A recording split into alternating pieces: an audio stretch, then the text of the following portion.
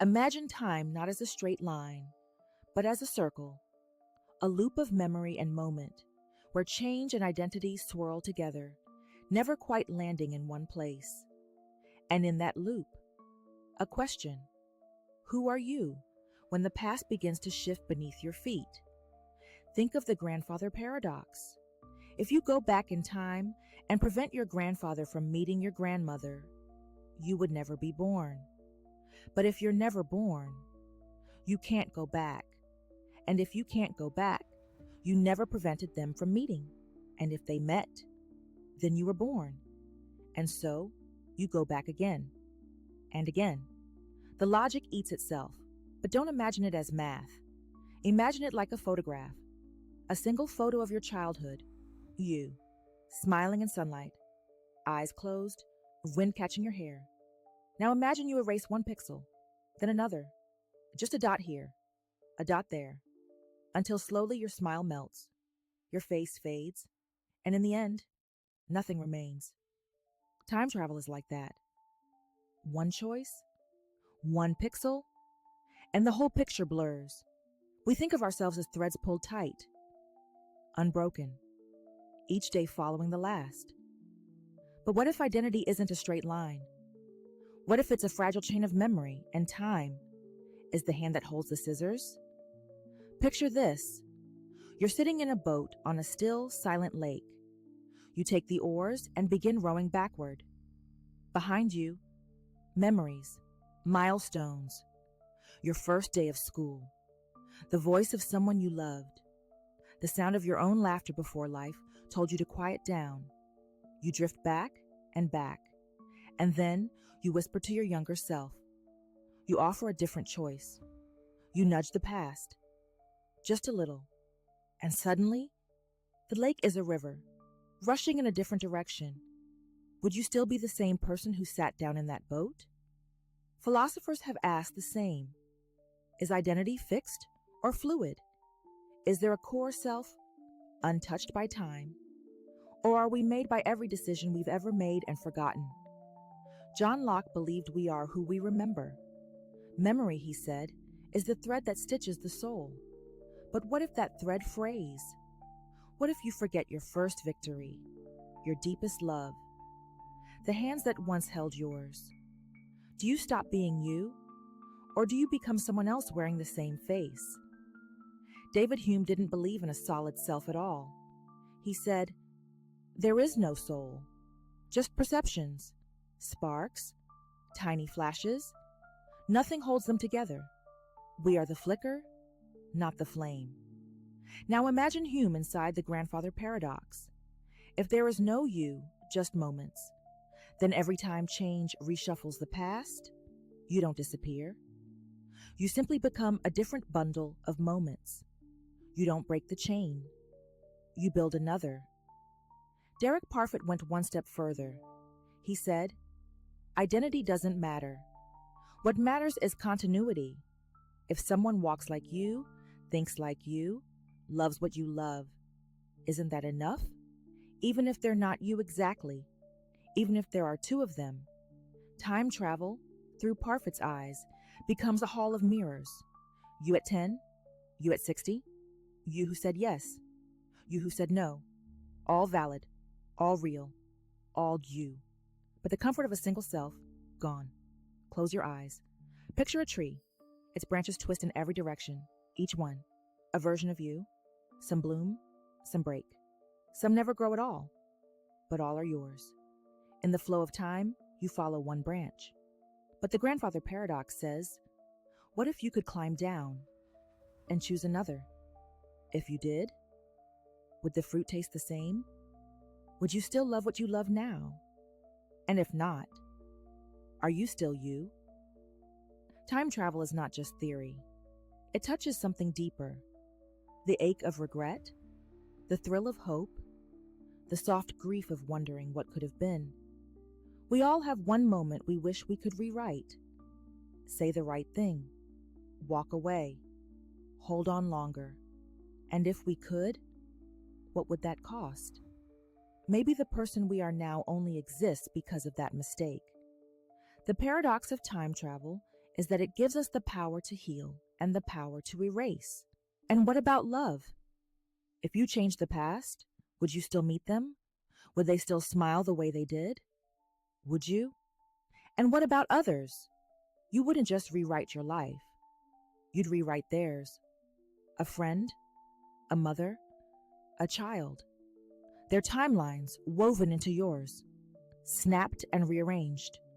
We are not alone in time. We are threads in a single, trembling web. Touch one, and all move. Science dares to say, maybe this is possible. Maybe wormholes bend time. Maybe space-time folds like fabric in the wind. But even science struggles to explain how to live with paradox. Take a breath. Feel the weight of being inside time, of being shaped by things you remember and things you forgot but still carry. We want to be the author of our story. But maybe we're just a traveler in it. And maybe that's not weakness. Maybe that's freedom. Because if identity is not fixed, then we are free to become again and again. And if the past is not frozen, then the future is not chained. But the paradox remains. It whispers, choose wisely, let go gently, become boldly, and remember, even when the timeline bends, you are still a ripple in the water, a shape in the storm, a name whispered by memory. In the next chapter, we'll walk away from time and step toward form. We'll ask, if every part of a thing changes, is it still the same thing? We'll board Theseus's ship and test the waters of the fluid self. Imagine a ship, not grand, just old, weathered, wooden, rocking gently in a quiet harbor. The tide taps softly against its side. Its hull groans, not in protest, but like a memory spoken aloud. This is the ship of Theseus, timeless, legendary, and it has changed. The sun has scorched it. The storms have tested it. Time has peeled away the shine and left it cracked, faded. So the sailors begin to repair. One plank, gone, replaced. Then another, grain by grain, nail by nail, until no part of the original remains. And yet, it still carries the same name, still answers to the call, still glides across the water as if it remembers. Is it still the same ship, or something entirely new? To understand the paradox, slow everything down. Stand on the dock. Watch the first plank being lifted. The ship sighs, then steadies. A new plank, fresh, strong, takes its place. You run your hand across it. Feels the same. Still warm in the sun. Still solid under your palm. You step back, and the ship seems whole. But beneath the surface, the story has already shifted. Now imagine doing this 100 more times. Each fix feels small, necessary. The mast still towers. The deck still creaks. The sails still billow. The seagulls still cry. The sea still sings. Nothing looks different, but not a single atom remains from what once was. Now turn the mirror toward yourself. Your body. It too is changing. Your skin. Your bones. Your cells. They're not the same as they were last year. Last month. Maybe not even yesterday. 10 years go by, and nearly every part of you has been replaced. And yet you still say, this is me. You remember childhood. You remember pain. You remember laughter that lived in a different body. You look forward to a future that still feels intimately yours. But pause. Breathe. Let that sink in. Your body isn't solid. It's a river. A flowing current of molecules, of cells, of breath. And still, you say you're the same. Every breath you take is built from 1,000 replacements. Your thoughts, your movements, your very heartbeat. They rise from change.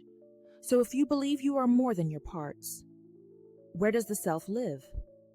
When we replace a plank on a ship, we say it's still the same.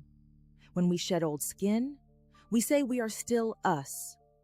Because we believe in an enduring thread, a spark, a center that holds. Even as everything else moves, we tell stories of who we were, of who we became, The child who chased fireflies, the teen who rebelled, the adult who lost and learned and loved. These stories hold us together. They weave across time, like ropes across changing tides. Even as the wood beneath us shifts, think of it like a book. The same story, printed on new pages. The font changes, the cover fades, but the meaning holds. Maybe identity is just that. Not the paper, not the ink, but the story that keeps getting told even as the pages wear thin. But now pause and ask, at what point does it stop being the same? If half the planks were replaced in one day, is it still the same ship? If you lost half your memories overnight, would you still be you? Continuity doesn't have a switch. It's not yes or no. It's a scale, a balance, a fragile thread between recognition and change. We need sameness to feel safe, but we need change to survive. Now look again at the ship. The sky is dimming. The water's still. The ship drifts softly through golden dusk. It creaks. It breathes. The same name on a different body. A memory floating forward. When you see an old photo of yourself, you feel that strange twist. You know it's you, but not quite. The smile is yours, but the eyes are younger. The world inside them, untouched. You've moved through storms since then. You've changed your sails. You found new harbors. But in that photo, a glimmer of something still feels familiar. An echo, a spark. We try to hold on, through songs, through stories, through places that smell like old summers. We gather people who knew us when we were different. And together, we recreate the shape of who we used to be. But memory isn't perfect. Each time you remember, you rewrite. Each telling adds a brushstroke.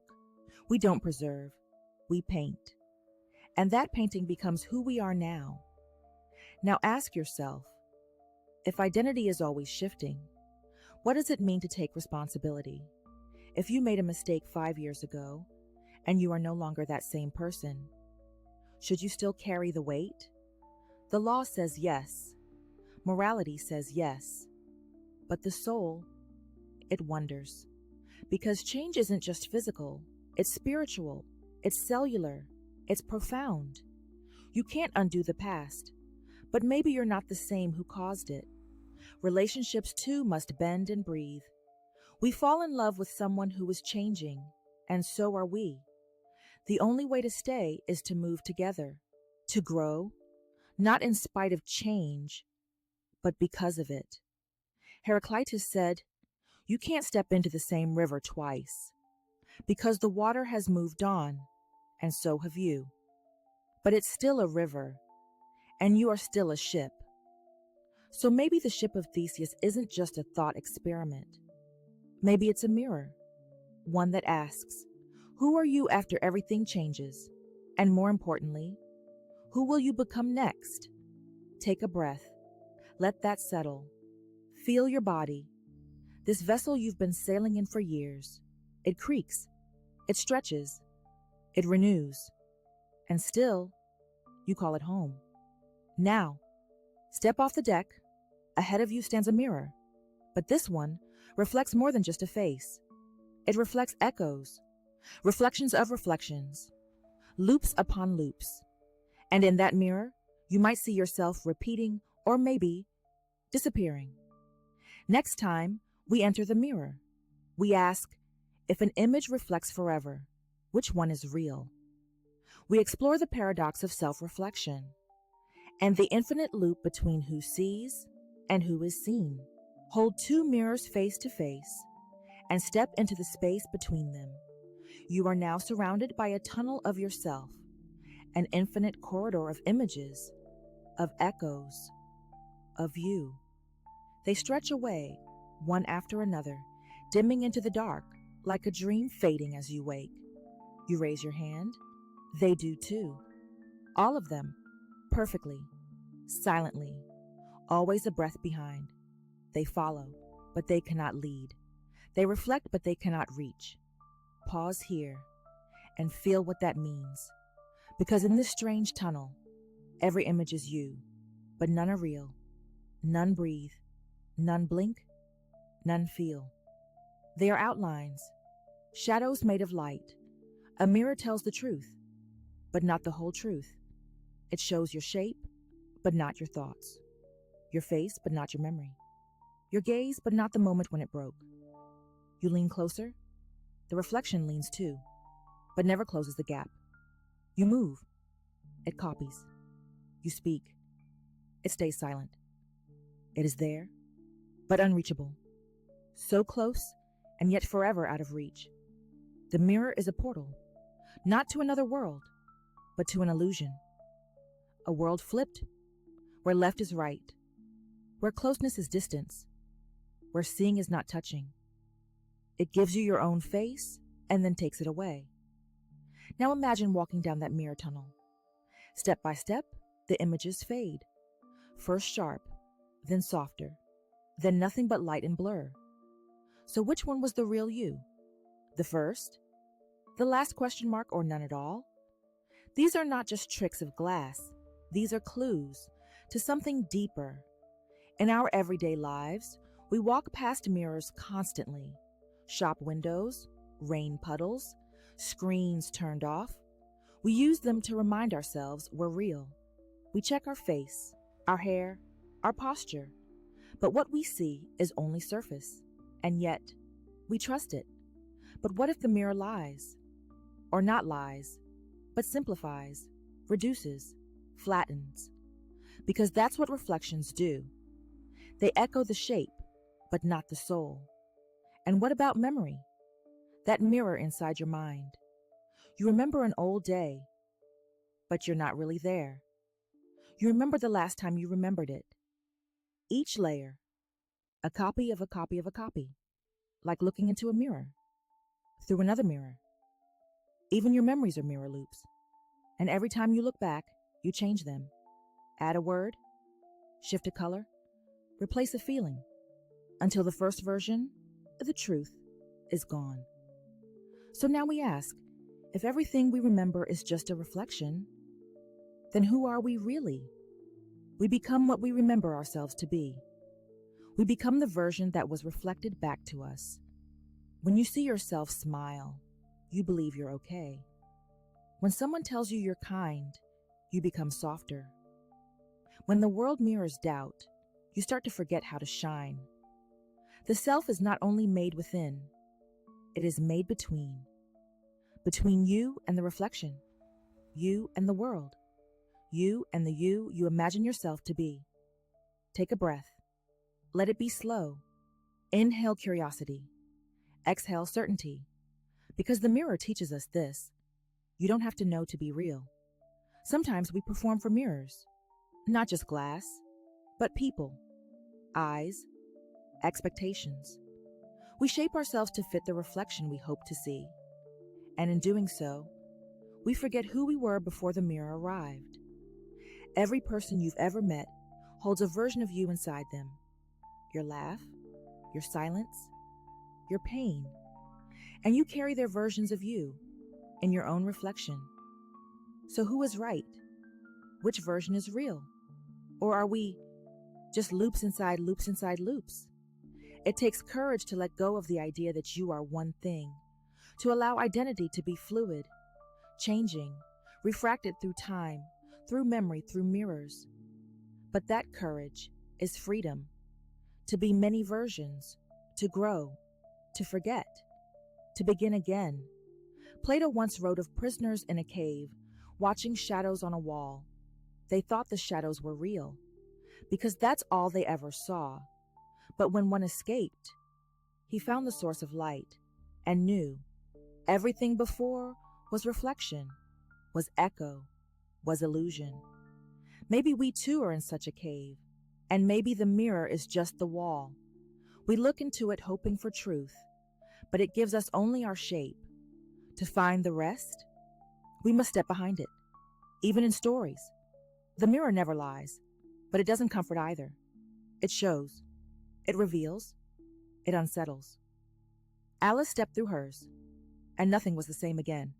So now you stand here, still, between the mirrors, one in front, one behind. You see yourself 1,000 times, but none of them are you, because you are not the image. You are the one looking. You are the breath before the gesture, the feeling behind the face, the pause between reflections. Take one more step. Turn inward, because the next mirror isn't made of glass, but of thought. And in that mirror, the self reflects itself, over and over, endlessly, until the observer and the observed become the same. Next time, we will enter that hidden chamber, where your thoughts watch themselves, where the mind becomes a stage, and the soul both actor and audience. We'll explore the split between body and mind, between doing and knowing.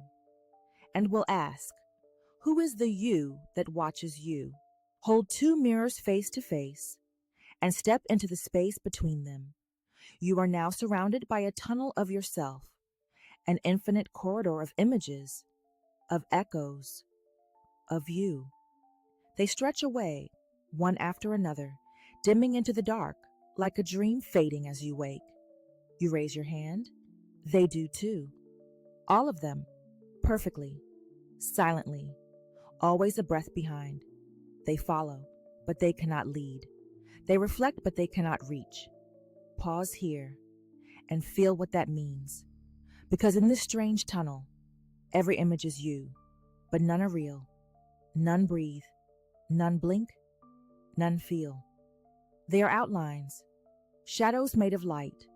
A mirror tells the truth, but not the whole truth. It shows your shape, but not your thoughts. Your face, but not your memory.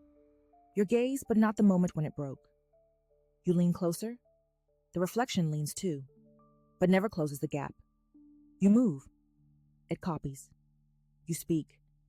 It stays silent. It is there, but unreachable. So close, and yet forever out of reach. The mirror is a portal, not to another world, but to an illusion. A world flipped, where left is right, where closeness is distance, where seeing is not touching. It gives you your own face and then takes it away. Now imagine walking down that mirror tunnel. Step by step, the images fade. First sharp, then softer, then nothing but light and blur. So which one was the real you? The first? The last question mark, or none at all? These are not just tricks of glass. These are clues to something deeper. In our everyday lives, we walk past mirrors constantly. Shop windows, rain puddles, screens turned off. We use them to remind ourselves we're real. We check our face, our hair, our posture. But what we see is only surface. And yet, we trust it. But what if the mirror lies? Or not lies, but simplifies, reduces, flattens? Because that's what reflections do. They echo the shape, but not the soul. And what about memory? That mirror inside your mind. You remember an old day, but you're not really there. You remember the last time you remembered it. Each layer, a copy of a copy of a copy, like looking into a mirror, through another mirror. Even your memories are mirror loops, and every time you look back, you change them. Add a word, shift a color, replace a feeling, until the first version, the truth, is gone. So now we ask, if everything we remember is just a reflection, then who are we really? We become what we remember ourselves to be. We become the version that was reflected back to us. When you see yourself smile, you believe you're okay. When someone tells you you're kind, you become softer. When the world mirrors doubt, you start to forget how to shine. The self is not only made within, it is made between.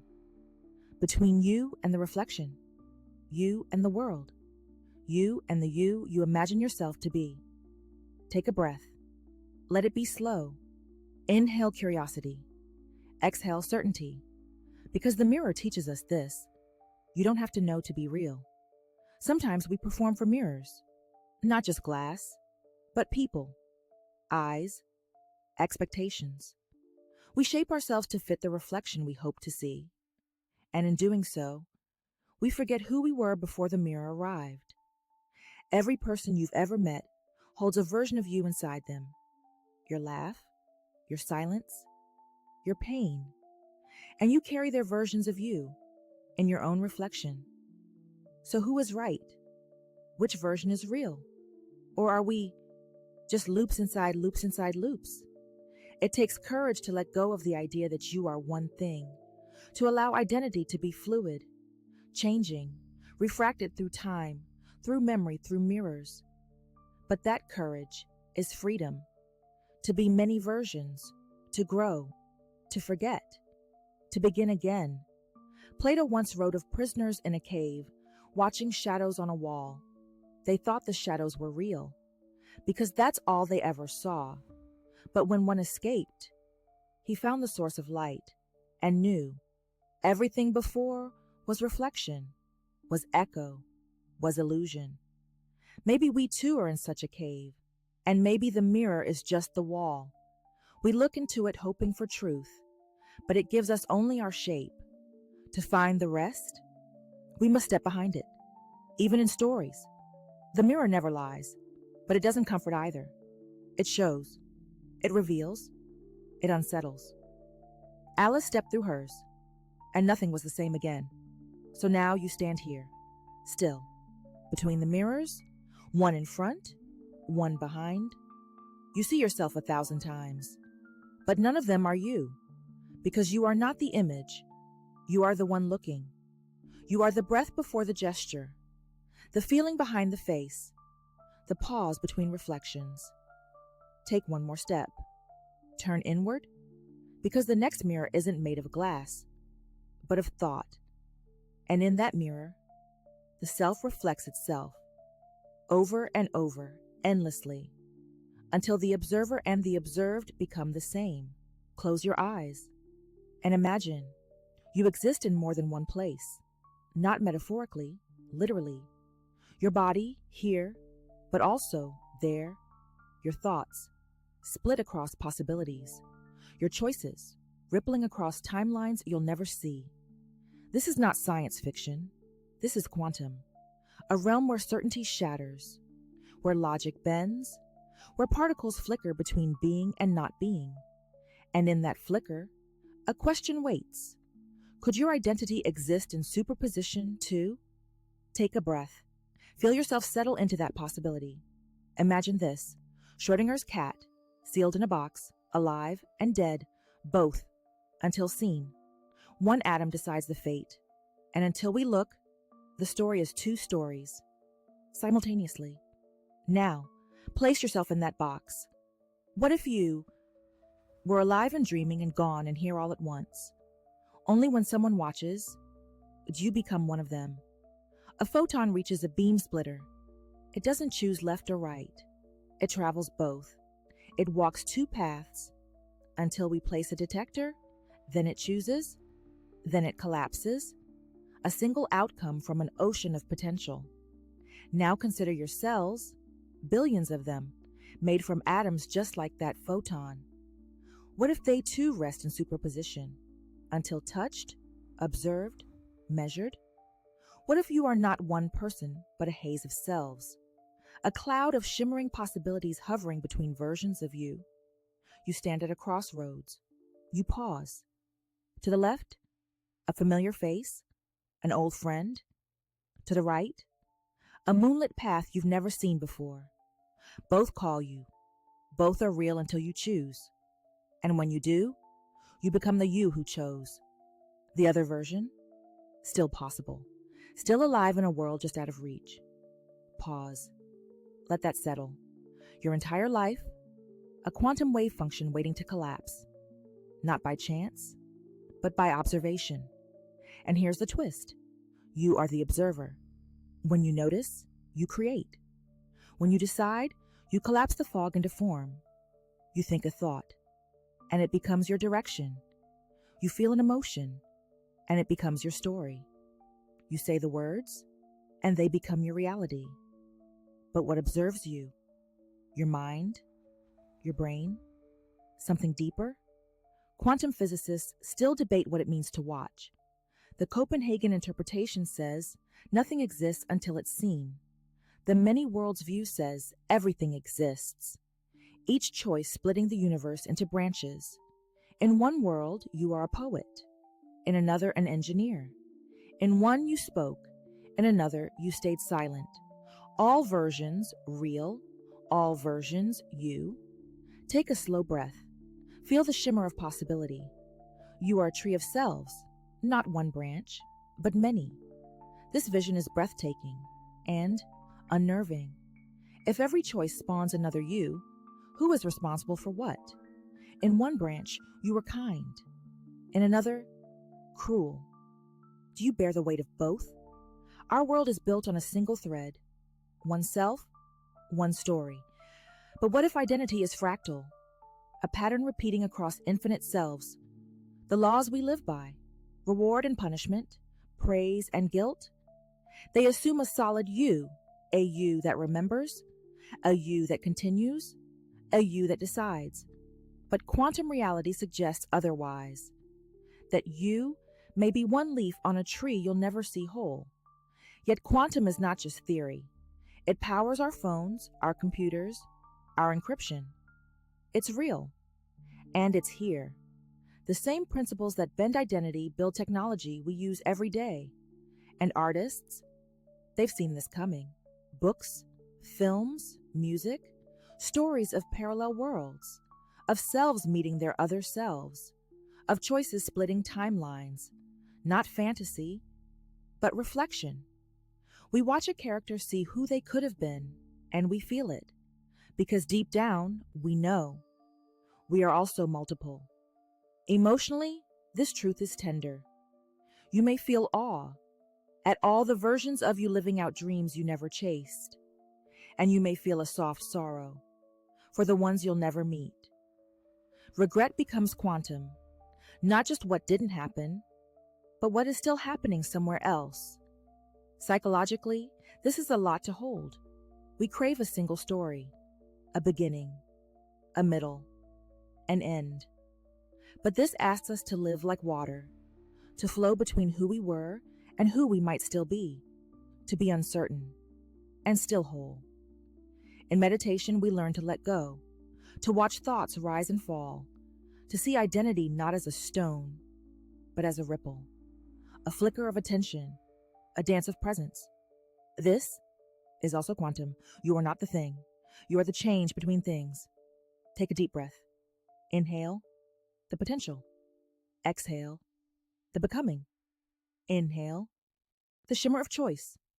Exhale, the form it takes.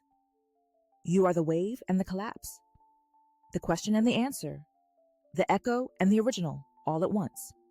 Now, follow that feeling into the next space, because next, we leave atoms and enter language, the liar's loop, where words reflect themselves, where meaning eats its own tail, where identity twists in paradox.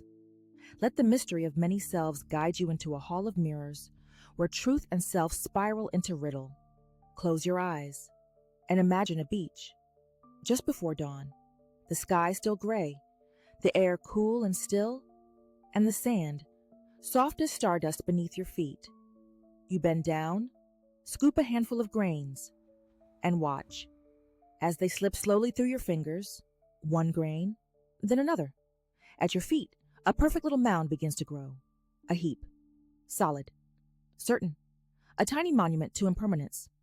Now gently, brush away one grain. The mound trembles, but it remains. Brush away another, still there. Another, and another. Each act feels small, insignificant. Yet slowly the shape begins to fade. The edge softens, and before you realize it, the heap is gone. You stare at the place where it was. The grains remain, but the identity has vanished. When did it stop being a heap? At the 5th grain? The 50th? The last question mark. The truth is, there was no moment. The boundary never screamed its name. It just slipped away. Now, Shift the scene inward. Imagine the grains as memories, beliefs, traits, each one part of your identity. You lose one memory, a childhood game, a forgotten face. You're still you. You let go of one belief, a truth you once held close. You remain. But grain by grain, change arrives quietly, and someday you look in the mirror and you pause. The face is familiar, but something has shifted, and the question rises, am I still me? Take a breath. Feel that question settle in. Change is slow, but always moving. We age, we grow, we evolve. We wear the same name, hold the same memories, at least most of them. But identity is not carved in stone, it's written in sand. The Storite's paradox shows us continuity is not given, it's crafted, grain by grain, story by story. We tell ourselves who we are, not because it's fixed, but because we need the thread.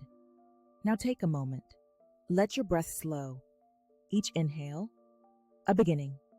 Each exhale, an ending. And in between, a tiny shift. Barely felt, but always there. Let's go deeper. The paradox reveals a secret about categories. Labels like heap, tall, old, self, they guide us, define us. But they hide what's really happening. Gradual change, tiny motions, quiet shifts, no lines, just transitions. Your self is not a dot, it's a brushstroke, and the painting is never done. Memory is the loom, each moment remembered, a thread in the fabric of who you are. But memory changes. Every time you remember, you rewrite. Color shifts, emotion deepens, details blur or sharpen. Your story is a living thing, a tapestry stitched by time and feeling. And beliefs? They anchor us.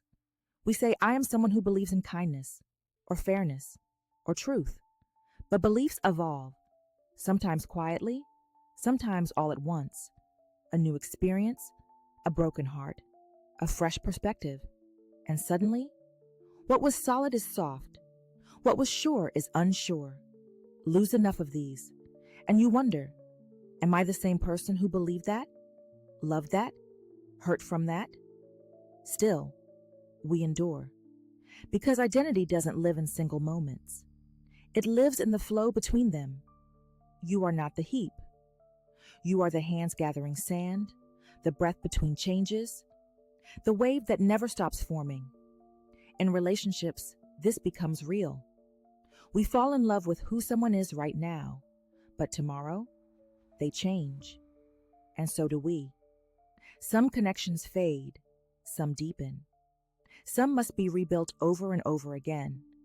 The truth is, loving someone means loving their becoming, and the same goes for the self.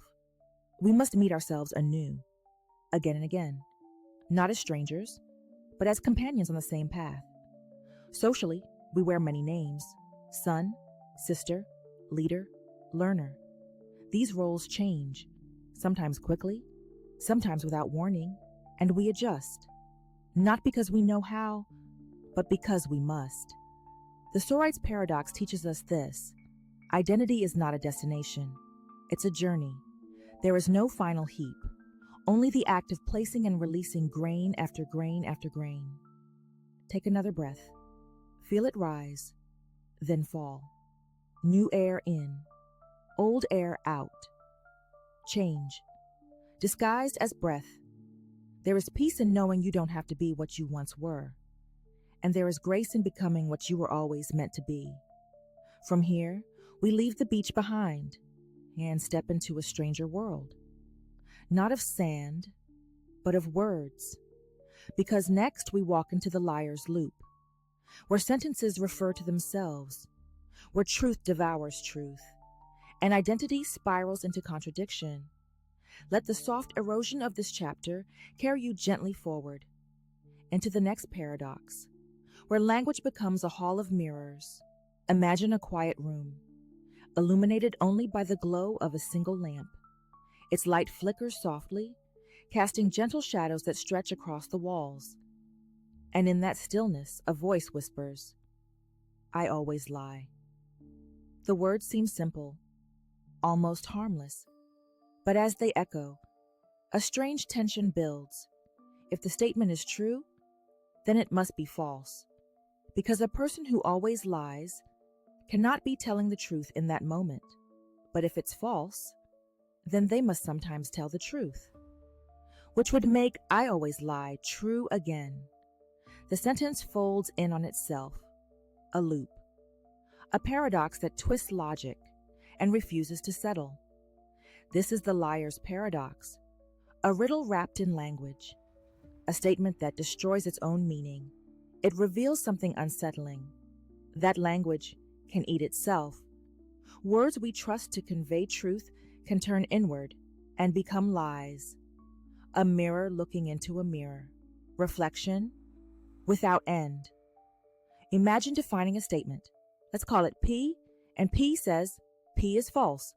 Now, if P is true, then it's false. But if it's false, then it must be true. Back and forth, an endless oscillation, logic, flickering like a faulty bulb. Truth collapses, and we're left spinning. Take a breath and let this thought settle in your bones. The liar's loop isn't just a trick of words. It's a doorway into the fragility of meaning itself. Now, step inward. We build our identities on statements. I'm honest. I'm strong. I never give up. But what happens when those declarations begin to fold in on themselves? Imagine the belief, I'm always confident. It sounds empowering until the moment you feel afraid. Then what? Was the statement a lie? Or does the moment of fear invalidate who you are?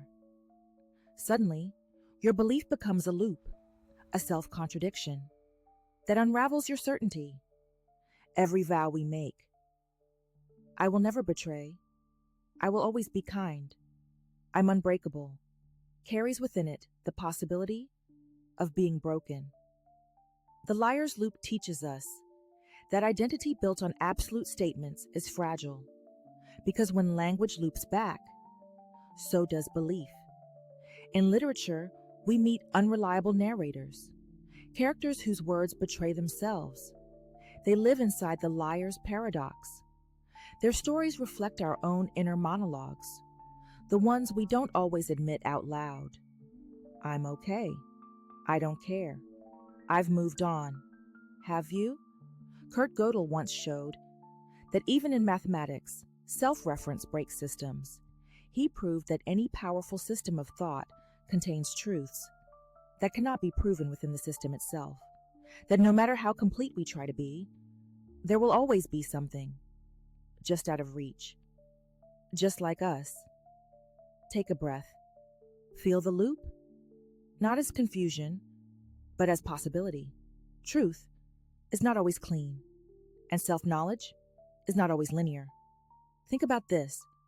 I am never afraid, but the moment you think it, you wonder, am I afraid now?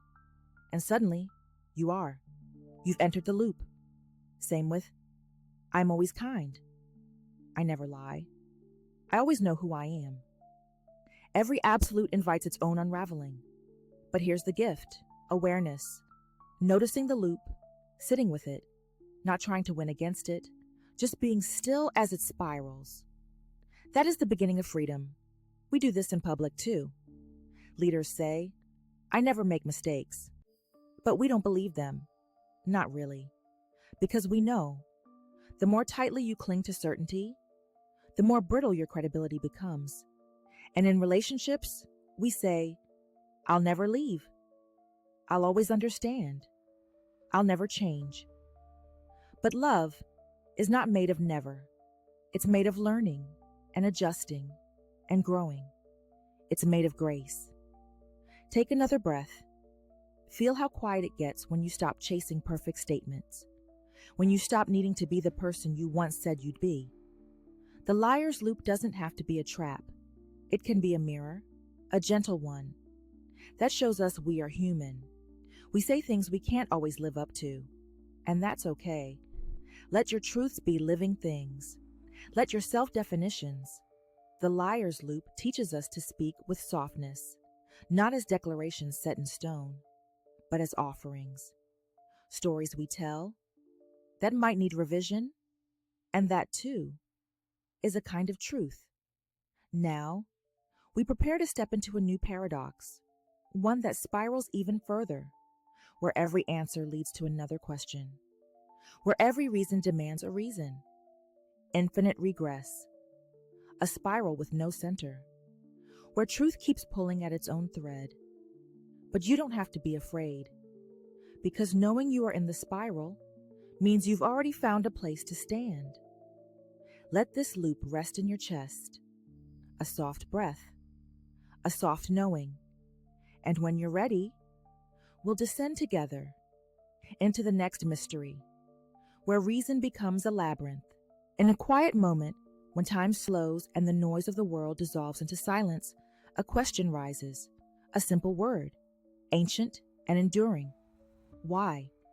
It floats gently on the breath, innocent and infinite. Ask it once, and it opens a door. Ask it again, and that door leads to a corridor. Ask it a third time, and the corridor begins to twist into a spiral that draws you inward, deeper and deeper, until you are standing at the heart of your own wondering. Perhaps it starts with something small. Why did you pause before crossing the street?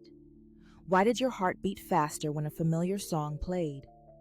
Why do you remember certain moments with such sharpness, while others fade like dreams? Each question uncoils another. Why do you carry sorrow for things long gone? Why do you long for futures never promised? Why indeed do you ask why? Now imagine a vast well, its stone rim worn smooth by centuries of hands reaching, wondering. You lean over, peering into its depths. You see no bottom. Only layers of echoed voices, not answers, but more questions. The well does not echo back a singular truth, but 1,000 mirrored voices, each one reflecting the question back to you. You toss a thought into its depths. Why does the universe exist? And wait. But instead of a single splash, you hear ripples. Countless ripples, spreading outward, circling back, whispering variations of the same ungraspable answer.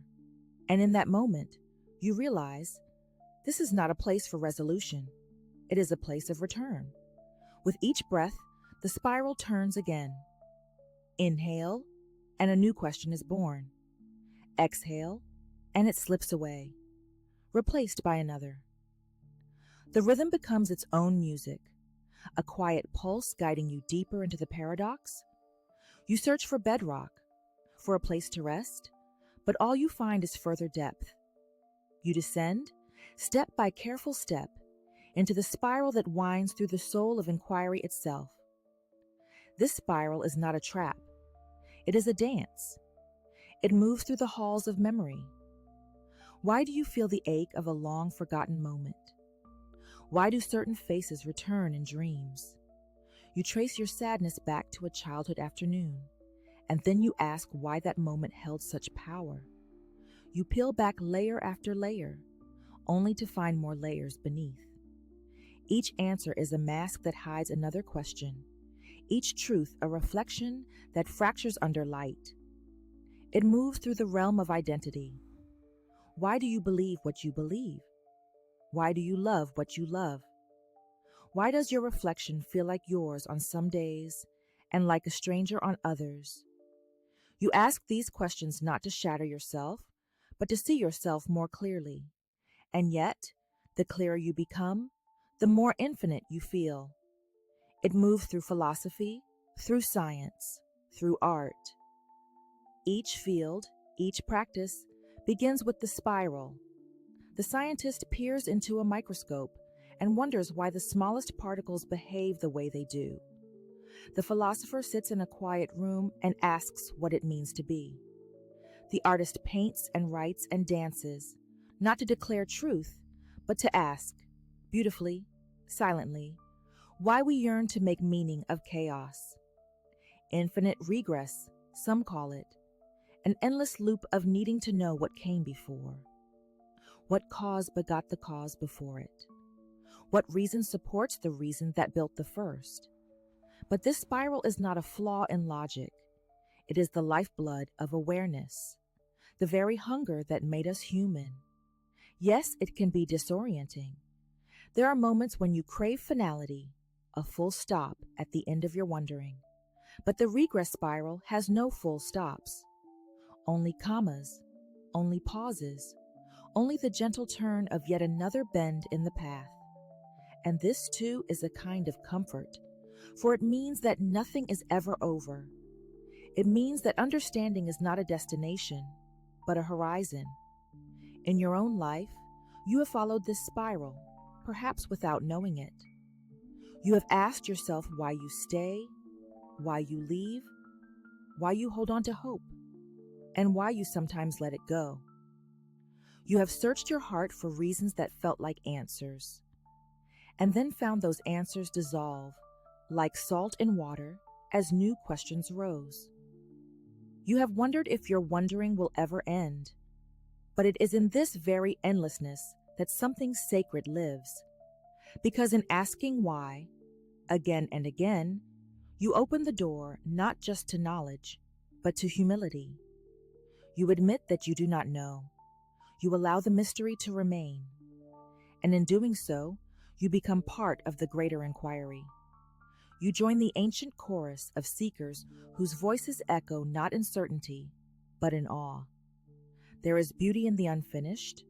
There is poetry in the question left open. There is wisdom in knowing that no truth is ever final. The spiral welcomes you not as a puzzle to be solved, but as a path to be walked. It asks nothing of you, but your willingness to keep walking. And as you walk, you meet others. Across centuries and oceans, you find those who, too, stood at the edge of the well, tossing in their own questions. You walk beside them, the dreamers, the doubters, the builders of philosophies and poems and prayers. Each step with them deepens the spiral, widens the path, and brings you closer not to a conclusion, but to belonging. Take a breath. Let the question return, not as a demand, but as a companion. Let it whisper in your ear as you fall asleep. Let it ride the wind through your windows. Let it rise with the steam of your morning tea. Let it live in you, not as a burden, but as a quiet flame that keeps the world illuminated. There will be days when the spiral feels like a trap, when you long for one final truth, one ultimate cause, one unmoving center. But the universe offers you something else, not finality, not closure, wonder. And wonder is enough. It lifts your gaze from the ground to the stars. It softens your voice when you speak of things too large for words. It reminds you that existence itself is not a problem to be solved, but a story still unfolding, word by word, breath by breath. And so we spiral, not in circles, but in expansions, not in confusion, but in curiosity. And with every turn, we return again to the sacred act of asking why. From this spiral of inquiry, we lift our gaze to the cosmos. We have asked why until the question itself has become a kind of music. Now we listen for the silence behind the sound, the cosmic hush where reason dissolves. In the next chapter, we will step into the paradox of existence without cause, a universe that simply is, a life that simply happens, a self that simply becomes. Let the spiral carry you there, gently, wonder intact, heart open. Imagine a universe that simply is, not born, not built, not birthed by gods, nor summoned by physics, just is. Stretching endlessly in every direction, it pulses in silence, timeless, formless, and self-contained. There is no curtain rising on its first moment, no spark igniting a story, no architect drafting cosmic blueprints behind the veil of space-time. Just an unfolding vastness that requires no beginning, no trigger, no justification. You close your eyes, and in the quiet dark behind your eyelids, You try to grasp it. But this darkness isn't void. It isn't nothing. It's a backdrop, alive with potential. A canvas of pure being, uncaused and complete. You drift inside it, and though it surrounds you, it does not explain itself. It does not need to. The very idea confronts the deepest grooves of human thought. We are creatures of patterns, of reason, of roots. Every flame must have its match. Every wave must have a wind. Every child must be born. We plant a seed and it grows. We speak, and the world answers. Cause and effect form the rhythmic drumbeat of our existence. But here, on this scale, cause becomes a question with no foothold. What caused the cosmos? What lies behind the curtain? We trace the thread of creation backward, expecting a first knot, a first hand, a first mind. But the thread doesn't end. It vanishes into a horizon we cannot reach. And as it slips through our fingers, we are left with a chilling, dazzling possibility that there is no origin, that the universe is the origin, that being simply is. Now breathe. The stars above you, the ones you wished upon as a child, may owe their shimmering to no deeper force than the fact that they shine. The ground you walk on may rest on no foundation but its own self-sustaining presence. The air you breathe may be part of a system that needs no maker, no manual, no meaning beyond the echo of its own breath. There is no cosmic narrator guiding the story, no quill scribbling fates into parchment, only a reality that writes itself. It is a paradox both unsettling and sublime. If the cosmos needs no cause, then what about you? We tell our stories in terms of origin. This is where I was born. This is how I became who I am. This is why I believe, why I love, why I fear. We anchor identity in roots, in family, in heritage, in personal beginnings.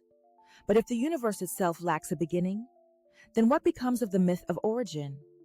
You awaken, one morning, like every other, and you are simply here. Not because a divine being willed it, not because a sacred script required your presence, but because you are. Consciousness in motion, a pattern of moments, experiences, sensations, a thread of presence woven into the ever-changing fabric of reality. There is no central knot, no perfect equation that explains why you laugh the way you do, why you remember the smell of your grandmother's kitchen, why the sight of falling leaves makes you weep. You are not a fixed shape stamped from a mold. You are a mosaic, a story unfolding with no outline. And yet, you are. Take a breath. If identity requires no anchor, then you are free. You are not a prisoner of origin, not a puppet of fate. You are a co-creator, a cartographer drawing maps on an endless horizon, a dreamer who wakes and wakes again, inside a story without edges. There is no pre-written ending, no script, no score, just a canvas stretching infinitely ahead, awaiting your next brushstroke.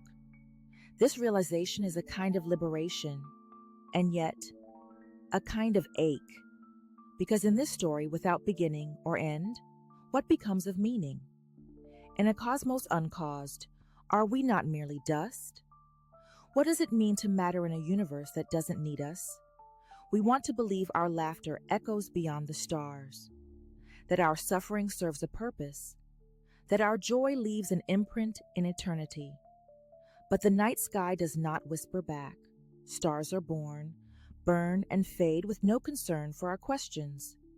Galaxies collide in ballet, never asking for applause. Time marches on, indifferent, and yet we continue. We create music, though the void does not listen. We write poetry, though the cosmos does not read. We hold hands, though the stars do not watch. And in these small acts, we find meaning. Not imposed meaning, not cosmic meaning, but chosen meaning. The kind that whispers, I am here. And because I am here, this matters.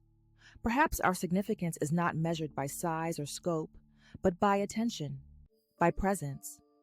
A fleeting ripple in a boundless sea still disturbs the surface, still exists, still matters. And so you breathe again, and in that breath you find presence, aliveness, possibility. You are a ripple of consciousness on the surface of an uncaused ocean, a spark of awareness flickering in a reality that asks for nothing and offers everything. You do not have to justify your existence. You do not need a cosmic permission slip. You are not a mistake. You are not a glitch. You are the miracle of presence, an emergent echo of the infinite. Some look at the idea of an uncaused cosmos and feel only dread, a silence too vast to bear. But others see in that silence a kind of sacredness, a mystery beyond story, a stillness that does not demand explanation, but reverence. The fact that anything exists at all, that breath rises, that light dances, that atoms gather into stars and skin and song, may be the greatest marvel. Not because someone made it so, but because it simply is. And in that isness, we meet the divine, not as a being or creator, but as the raw truth of presence itself. You are not separate from it. You are not watching from outside. You are in it, of it. A thread woven into the vastness, shaped by the same mysterious laws that gave birth to galaxies and gravity and dreams. There is no border between the observer and the observed. The line dissolves, like fog under sunlight, and you are left standing not at the center, but as part of the whole. A living question in a universe without an answer. What will you do with that question? Will you search for meaning in permanence, or dance in the impermanence of now? Will you chase answers, or rest in wonder? Will you wait for a reason to exist, or will you let existence itself be reason enough? There is power in surrender, in stepping back from the need to justify, in allowing the mystery to be mystery. We are not required to solve it, only to be inside it, to breathe in its stillness, to move in its rhythm, to create from its silence, and to remember in moments of doubt or despair that presence itself is sacred, that you are here, not because you must be, but because you are. That is enough. Now, as we approach the edge of this thought, we prepare to enter the final paradox, the abyss that waits beyond being, a space where identity dissolves and all stories fade to stillness. We will explore that place next, but for now, linger here, in this moment, in this breath, in the quiet wonder of a universe that needs no cause. And know, it is beautiful, not because it was designed to be, but because it is. You stand alone on the edge of a silent plain, where even the wind seems to have forgotten how to whisper. The earth beneath your feet feels both present and fading, like a dream that begins to unravel even as you cling to it. Ahead, the horizon melts into a void so deep that it no longer draws the eye. It swallows it. There is no end to this space. No wall, no sky. Just a seamless canvas of absence stretching into forever. Here, on this final edge, you feel it. The trembling of identity. The familiar contours of self begin to blur. You are no longer the story you've told, no longer the image reflected in glass. You are a flicker, a presence poised between form and formlessness, the remembered and the forgotten. You are both the one who sees and the one being seen, and what lies ahead is not darkness, but the pure absence of definition. The void doesn't roar or beckon. It simply exists, without shape, without sound, without reason. It waits. This is not death. It is not the ending of life. It is the cessation of boundaries, the unraveling of edges, the moment when all the scaffolding we use to prop up meaning collapses in a gentle silence. And in that stillness, something begins to emerge, not from the void, but from your own awareness of it. You begin to realize how much you have clung to the solid, the weight of your name, the rhythm of your breath, the curve of your body, the sound of your voice echoing in a hallway. These are the markers that have defined your existence.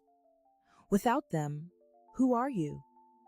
In ordinary life, we move through the world tethered by these anchors: the beat of the heart, the touch of another's hand, the outline of the moon against the night.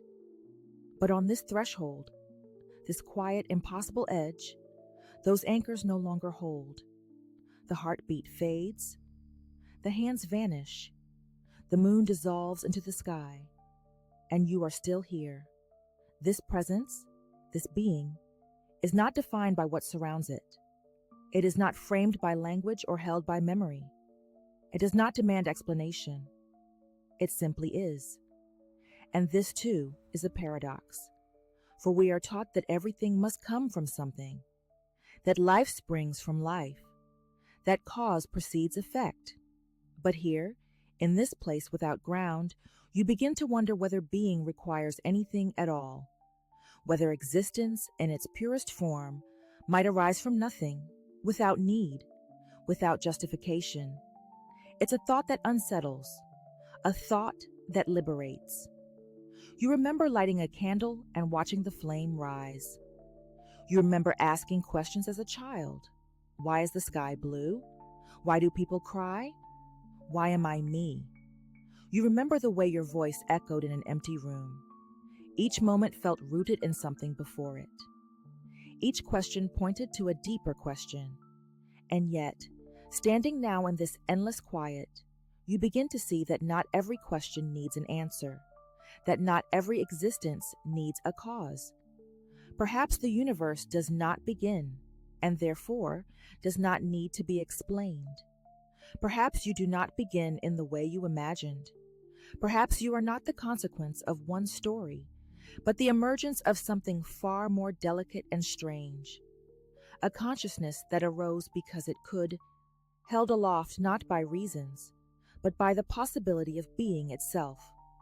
This possibility, fragile and brilliant, is not a comfort, but it is something real. The void does not lie. It does not distract. It does not promise. It simply reflects the truth that all things pass. That meaning, like breath, is something we make, and something we release. Stillness begins to settle into your bones. Not fear, not peace, just the simple silent awareness of your own presence. You begin to understand that this presence is not separate from the void. You are not standing at the edge of something else. You are inside it. You are of it. The boundary between self and nothingness softens.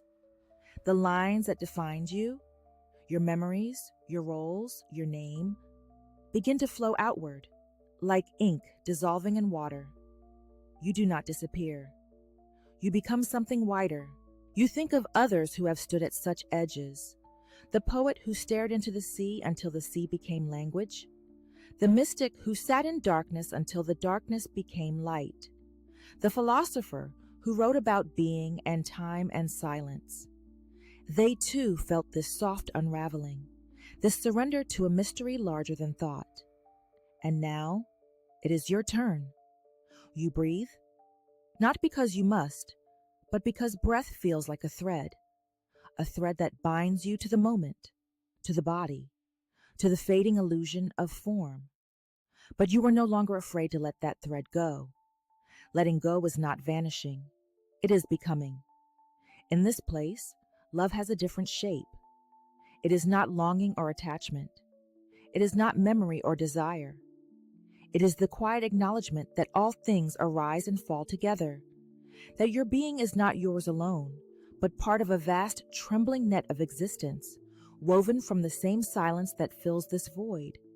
And in that understanding, a new kind of compassion takes root, one not born of sympathy, but of sameness. You see yourself in all things, not as reflection, but as essence, the cry of a newborn, the collapse of a star, the pause between two notes in a forgotten song. Each is you. Each is part of the same unfolding. You are no longer watching the void. You are listening to it. And in its silence, you hear something unexpected. A pulse, not a heartbeat, not a rhythm, but a presence. A stillness that speaks. It does not tell you what you are. It does not name you. It simply says, you are here. And that is enough. You realize that existence does not ask for certainty. It does not require belief. It does not demand understanding. It only asks for presence. To be here, to be now. You step forward, not because you must, but because you can. There is no ground, yet you do not fall. There is no direction, yet you are not lost. There is only this moment, this breath, this awareness. And in it, you are whole. No longer a name, no longer a story, no longer a shape moving through space. Just presence, just being. And within that being, a lightness grows. You are free. Free from explanation. Free from structure. Free from the need to hold the world together with thought. The abyss has not swallowed you. It has revealed you. It has stripped away all that is not essential and shown you the simplest truth, that to exist in any form, for any moment, is a miracle. You feel no need to speak. There is no one to convince, no one to impress, only the quiet truth, shimmering like stardust on the surface of the void. You are. And in that truth, you rest. Not because you are tired, but because you are home. You drift, not away, but within, deeper into the center of yourself, where the silence becomes warm, where the darkness becomes peace, where the absence of everything becomes the fullness of now. This is not an ending. It is the soft return to being, and in the stillness, you smile. Not because all has been answered, but because you no longer need the answers. Being is enough.